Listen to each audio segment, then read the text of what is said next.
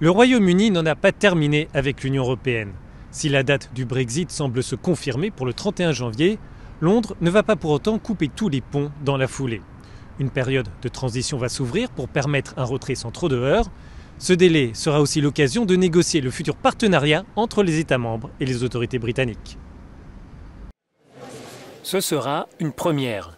La présidente de la Commission européenne rencontre ce mercredi à Londres le Premier ministre britannique. Ursula von der Leyen et Boris Johnson évoqueront le Brexit, mais surtout les deux responsables se pencheront sur la phase suivante, à savoir les négociations en vue de conclure un accord commercial. Je pense que cette réunion va donner le ton du partenariat. Ursula von der Leyen est la nouvelle présidente de la Commission. Elle a pris ses fonctions le mois dernier. Boris Johnson est Premier ministre depuis peu lui aussi, mais il a reçu un soutien électoral. Depuis les élections, il peut désormais s'appuyer pour la première fois sur une majorité parlementaire.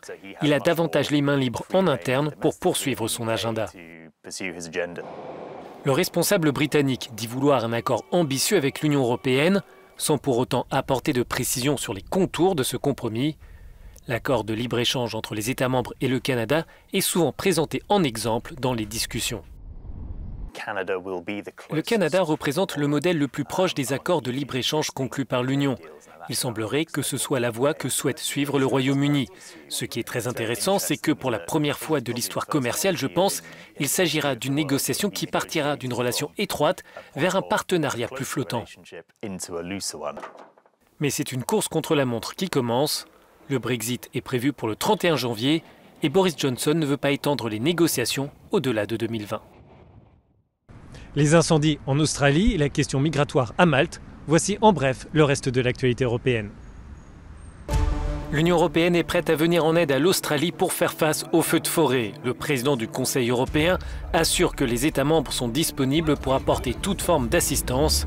Charles Michel précise que les 28 sont prêts à fournir des moyens supplémentaires. Dans un tweet, il rappelle aussi le soutien des Européens aux Australiens touchés par les incendies. Une cour d'appel maltaise invalide la condamnation d'un ressortissant allemand. Avec son navire, Klaus-Peter Reich portait secours aux migrants méditerranéens. Dans un premier temps, la justice maltaise l'avait condamné pour être entré dans les eaux territoriales sans autorisation. Cette nouvelle décision annule aussi l'amende de 10 000 € contre le capitaine allemand.